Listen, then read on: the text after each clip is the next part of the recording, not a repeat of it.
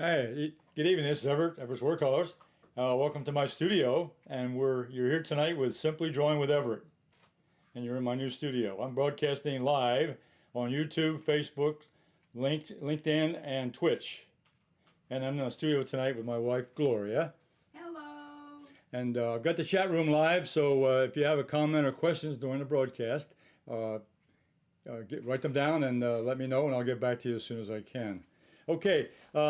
Well, tonight we're going to do another drawing lesson, and I've got, I guess, a special thing I want to show you tonight, a couple of things. So let's go over to my drawing table, and let me show you what I'm going to do.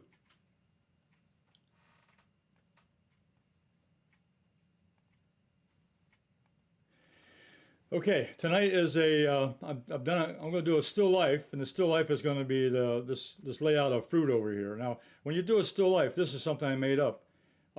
Make it an interesting shape. Try to keep it simple. Don't get too complicated with it. But you want to make sure you got things connected and well spaced in the composition. That's really the only rules of a composition, is a well balanced position of subjects. So tonight we're going to do this. Tonight I'm going to do a drawing. I'm going to do a quick pencil drawing. Then I'm going to color it in with the Holbein Artist Watercolors, Artist Colored Pencils. I'm sorry, Artist Colored Pencils. And let me just show you the overhead. I'll give you the overhead shot here. The pencils that Holbein has, the Artist Colored Pencils, comes in sets of 12, but they also come in all the way up to 150. You can see here the reds. I'm going to use a couple of those tonight. Yellows and greens. I'll be using a couple of those tonight. The blues, and then the purples. And there's some special colors in black and special colors in the back. So they have sets from 12 up to 150 set of the Holbein colored pencils. And they also open stock. You can buy any color you want on the list of colors that are in the inventory. All these colors and sets are available on my website, www.everettswatercolors.com. So let's get down into the demonstration tonight. Go back to my close-up. So the first thing I'm going to do is we're going to do a little sketch. Now, what I have for sketching material, here's my sizing pencil, number 2 yellow, number 2 pencil, just a standard lead pencil. And then I got an HB pencil for a quick pencil sketch for shapes and sizes. And then I've got a kneaded eraser for erasing the construction lines and things like that. Okay, so first thing I'm going to do is let's get started here with so we got the reference material in front of us. And the first thing I do is let's get a little sizing here. So the first thing I'm going to draw, I think the first thing is the apple. And what I'm going to do is just let's get a general idea here. The shape, there's the width of it right there. You just do a sizing, put your thumb next to one, right there, eraser on one end, thumb on the other, and let's measure against the height, and it's exactly the same. So that's a perfect circle. So I can start out with that.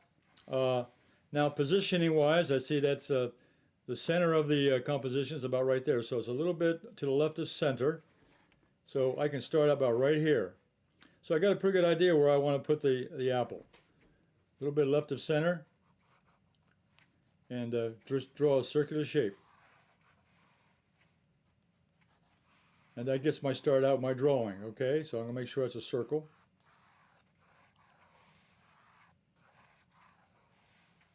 Okay, now the other position I'm going to get, let's say the second item is a banana. Over here, I can just, now I'm going to use, I'm not going to cite this, but I'm going to use contour drawing. So contour drawing, we take a look at the shape and the size and position, and I see it goes down at the bottom, is about to the bottom of the apple, and its angles over here, about like that, and it curves up. So I'm following the contour with my eyes, and I'm drawing what I see, and that goes around the apple. So it's a nice curve around the apple. So it gets them related to one another. And then here's the center of the apple core. So I go a little bit beyond that.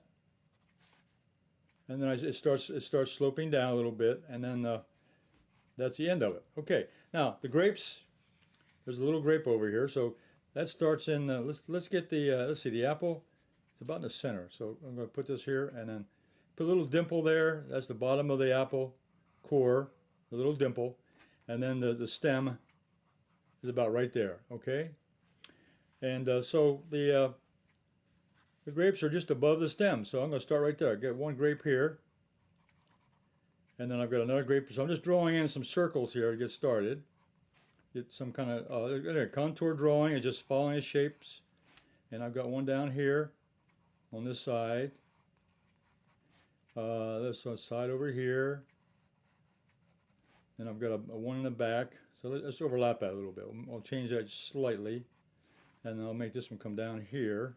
Okay, now we got a couple leaves. And they're kind of, I start off here to the side. And let's see, this one's a little bit far off this side. There's a point, come to here. And I'll show this a little bit closer when I get finished with the drawing. So I'm just going to do an arbitrary shape here for the leaf, okay?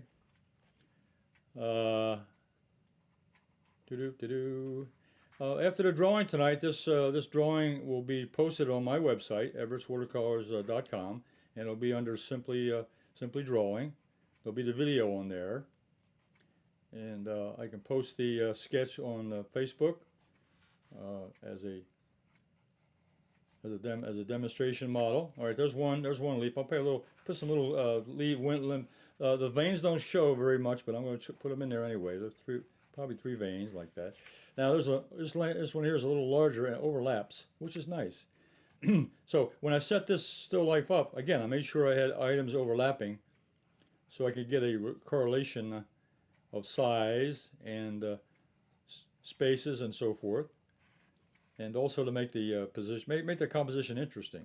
And this leaf comes over almost to the edge of the apple and it comes down, curves down a little bit. This point here, right at the bottom of the apple. You see how I'm associating the size, I'm associating the position right here. So I see that, and this is going to come down here a little bit. And then it comes down, I'm going to do a little curl. So I'm just contour drawing now, just looking at the shape. And okay, and that's going to stem out here. This stem here, and this got some stems or veins that come off there. I only need 2 or 3. So this is a artificial fruit, so you know it's made out of plastic material. So you just have to do the best you can. This has a little curl to it. I'm going to put that in there. I like that. Just some little edges on it. Okay, so I've got the shape pretty well defined. Now in here, this area in here is all dark, so I don't really have to put anything in there. I just want to get the.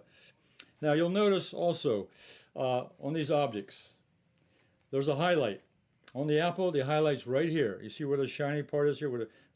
Depends on what position you had the lighting hitting this. I had the lighting just about eye level, and I was shooting down slight angle. So there was before you take your photograph, you always want to check where your highlights are, because you can always move the camera or the lighting a little bit to get a good highlight. And up here you can see the highlights on all the grapes. These little spots. These are very important.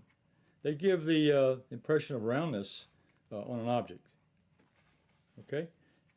All right, I'm ready. And there's also a shadow pattern, which you can see here. I'll draw that in roughly. And there's a shadow underneath the apple. Come around here, I'll get that in. And then there's a big shadow behind the banana. So I can come along here, and it'll come along, follow the shape basically. And then it has a little contour around the grape shapes. There's a little break there. Then it comes over here, then here, then it picks up a little bit of the leaf shape. That's interesting. It makes a nice, interesting shadow. This comes up here and it comes down over here. It could be a little bit bigger. Let me erase that just a little bit. I'll make a little correction there. Change my contour here. My contour drawing will come up, come down, then it'll come in. This kind of has a little couple jagged edges on it. Comes up close to this, come down, and it comes down, meets. Okay, so now I got this a simple shadow pattern behind. Okay, my next thing I think I'll do is I will go ahead and start putting in some color. So the colors I'm going to use here is some yellows on the banana, and this happens to be canary yellow. And I'm going to go ahead and put that in. So that's a. I'm not going to leave the pencil lines up there for right now. I may erase them out when I get started, but I want to get the colors started.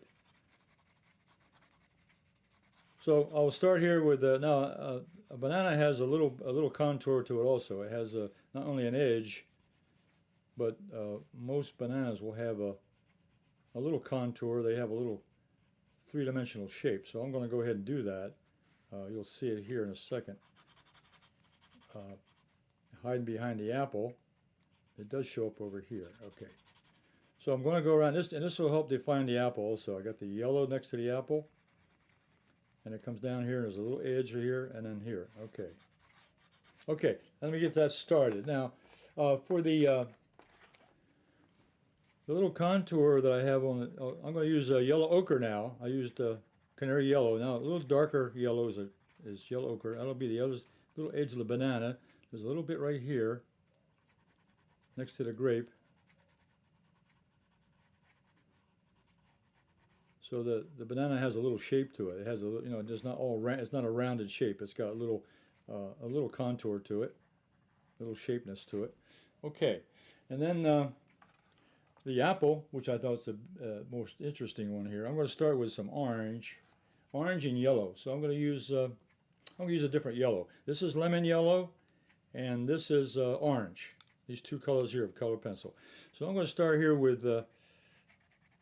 Get a little orange started here around this. Now the highlight I'm going to leave a little bit white right now, but I'm going to build up the colors around that, and there'll be a contrast against this yellow here, against the yellow banana. That'll be the darker color.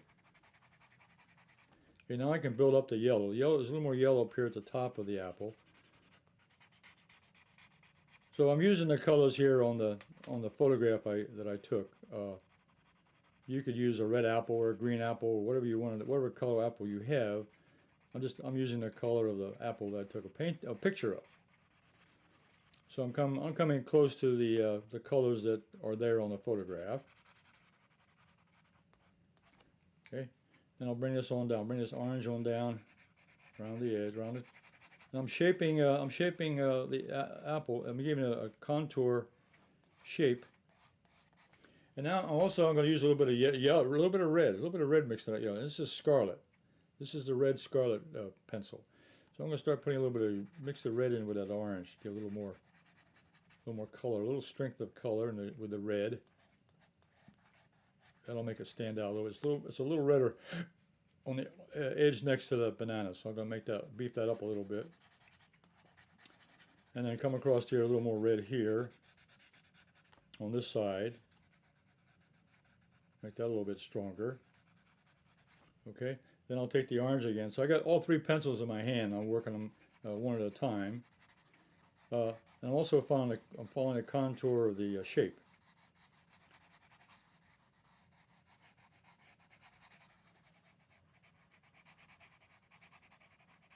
Okay. Then I think I'll bring the orange up a little bit above here and kind of mix a little bit more with the yellow lemon. Mix those up a little bit. It's not all yellow there. It's got orange mixed in with it. So I'm gonna put a little bit of orange around behind over here in the back side of the top, toward the rear of the apple shape, and bring this on down. Okay, now I'm gonna put a little more yellow on this side over here, and yellow inside the dimple here where it comes out. There's a lot of yellow there. And bring down some yellow down here also, mixed in with the red and the orange down here at the bottom. So the yellow is also part of this color. Now I think I'll go ahead and add a little more intensity now. Put a little more color now. Now I'm adding another layer now of orange, because the apple, I feel, is the center of attraction here. So I'm going to spend a little more attention on this coloration. There's more color here, a little more dramatic color. So I'm going to spend a little more time on the color mixing. So you can see here I'm blending the colors together, and you can see how these colors blend. It's a very smooth application.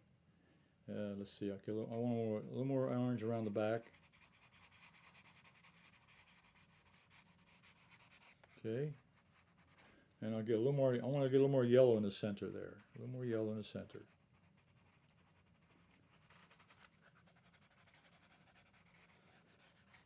Okay, all right. Now those three colors there I've done. Let me hold those off there. Now I'm going to start working on the grapes.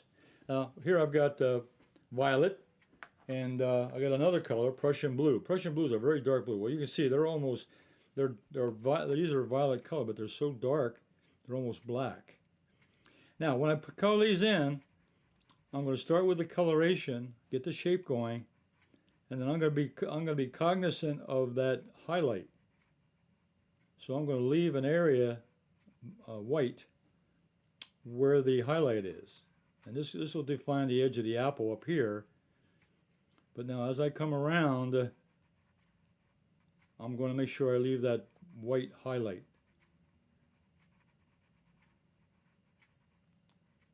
And right now I'm going to leave it a little bit bigger than what it is on the photograph. So just so I can always change it a little bit when I get started later. I can always change it. And now I'll get another one in. I got another apple, another grape here.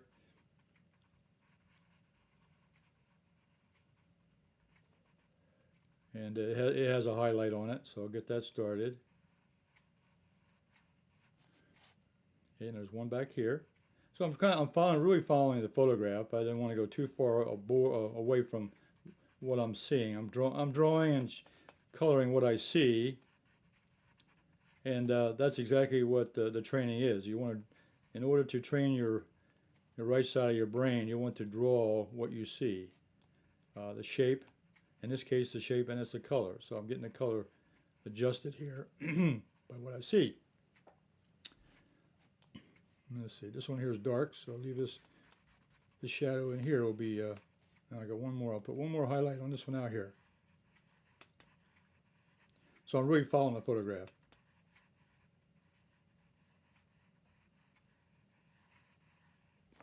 Okay.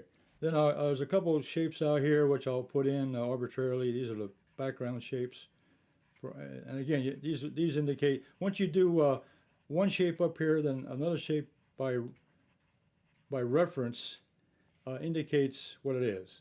You don't have to put a lot of detail into a drawing,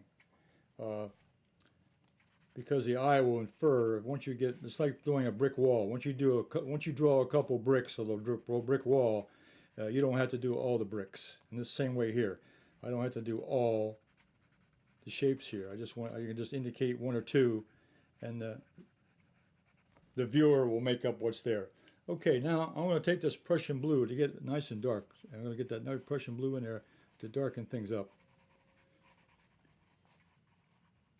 So I'm going in with a little bit of Prussian blue over top of this purple now, and that will darken the color.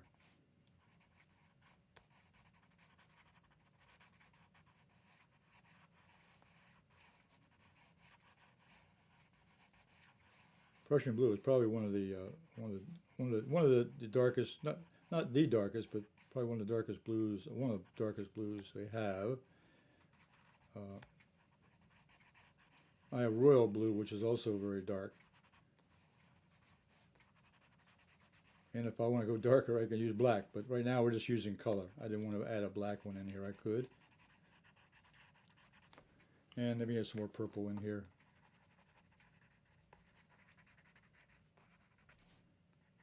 Okay, all right. Now what I'm going to do now is to get some leaf color out here, and I'm going to start out with a light green, and I think I'll start here with this is apple green. It's a nice greenish light color, and that color will work with this purple.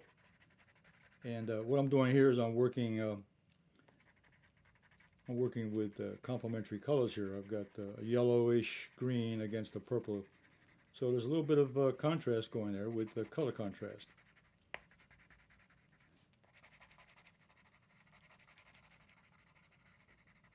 So I'll just do that, and then I'll come in with, let me do this other one too. Let's see. Now this one I'm going to put, let's see. I've got a darker green now I'm going to put in here. Darker green. toward the stem of the leaf. I'm going to put a little darker value, like right there. And there's a reason for that. You'll see that in a minute as soon as I do this. Because I want to have that dark area there, that dark green now. I want that to work against the light green of this other leaf. So that way I can separate the leaves by color.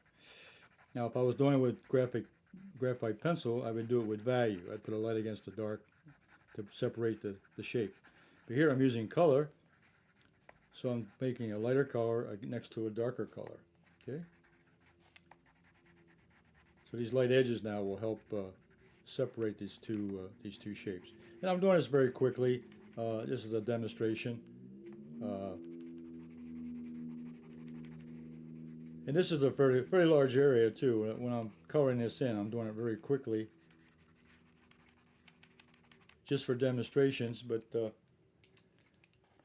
when you do it for practice, you want to take your time and enjoy, and not rush too much.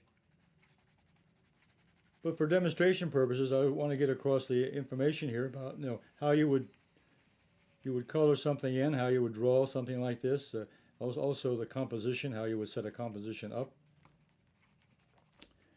And what I can do now in the center here, I'm going to put in some yellow. So I'm going to put yellow here as my stems. So I'm going to add yellow in with that green. I think that'll make it pop out a little bit.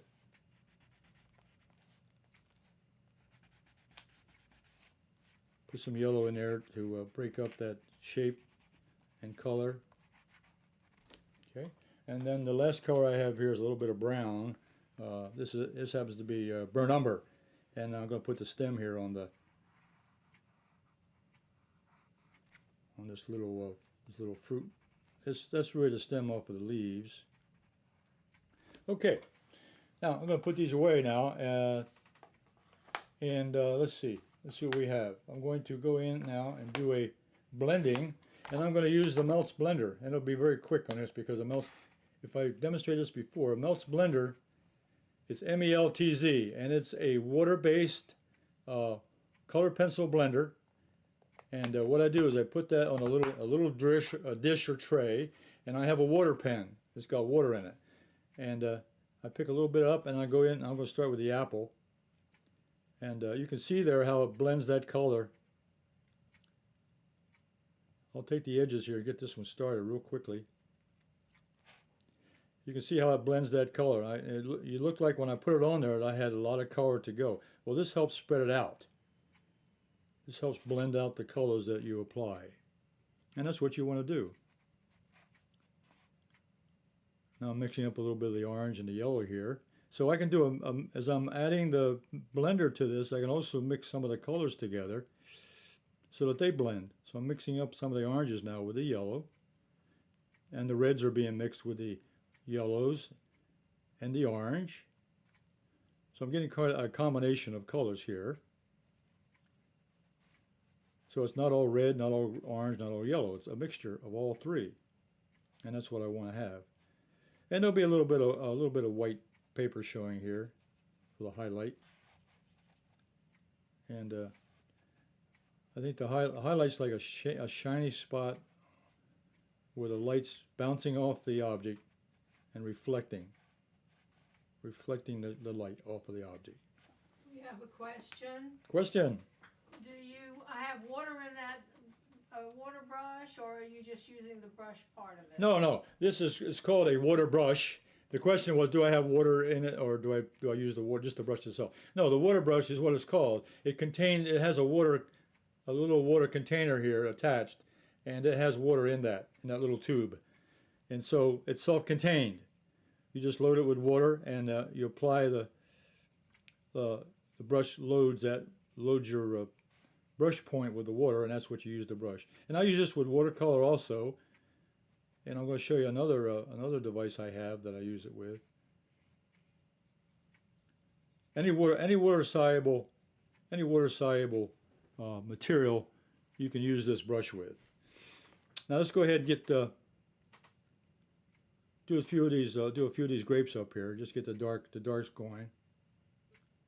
But it's the melts that is spreading the color. Yes. Okay. Yes. Now the water does. Now colored pencil will spread the color a little bit, but not very much. Because I have put a little bit of watercolor on top of colored pencil, and it does work with water also, but it doesn't spread it. The blender is what does the blending. And it's water soluble, so I can dilute the water down a little. I don't have to use straight out of the tube or out of the bottle blender. I can dilute a little bit. It goes a long way. One bottle will last a long time. You can do many pencil drawings with the MELTZ Blender.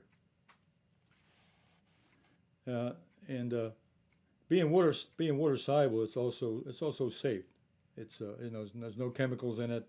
There's no fumes, so there's nothing that's going to harm the user in any way. The only thing I wouldn't recommend, I wouldn't recommend drinking it. That's all, and I think that's on the label. That's the only thing you wouldn't do. You wouldn't want to do anything like that. We need to clarify a question. Question.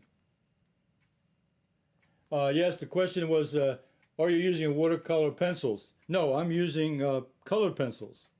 These are artist quality. These are artist quality Holbein colored pencils. This pencil, or this watercolor brush works similar to a watercolor pencils also. I'm just using colored pencils here with the blender.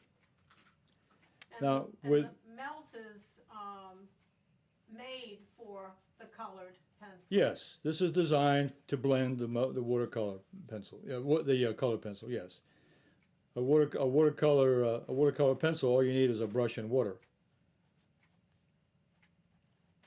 So this was designed to be used with the colored pencils. Okay, now one last step I want to use. I got another pencil here that I use a lot, and it's called a Sketch and Wash, and that's what I'm going to put the shadow in with.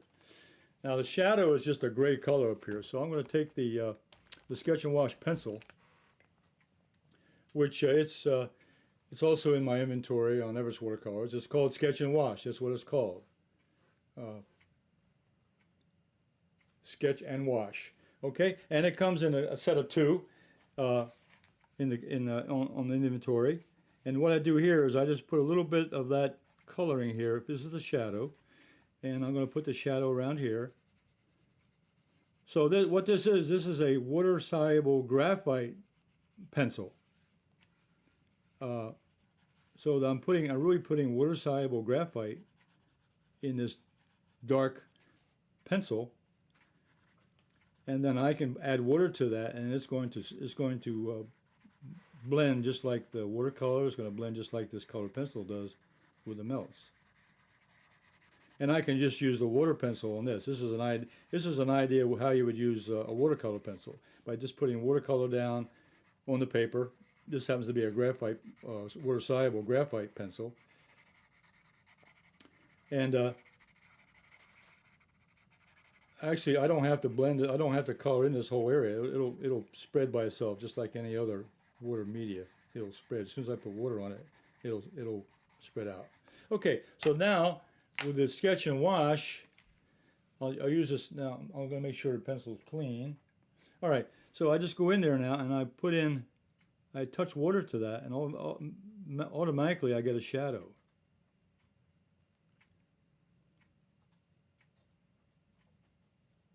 Now, depending on how much you put on the paper is how dark it'll get. You can lighten it up, put a light value down. I put a pretty good layer down so you can see it. Now I'm painting around the edges of the leaves here. So really, I'm coming to the end of my demonstration here, but I wanted to show you the colored pencils along with number one, the composition. Working on the composition. You can set up a composition of almost anything, but make it a pleasing shape, and have something related like this. I made these connections here between the objects, a fruit arrangement. You can do it with anything else. You can do glassware, materials, tools. I've done it with tools, toys, anything that related. It makes it interesting. Or you can just put together unrelated objects, put them together as long as they make a nice shape. And the last thing I'm going to put in is put this stem in. So I'll go up here and put the stem in, and a little shadow here in the dimple with the sketch and wash pencil.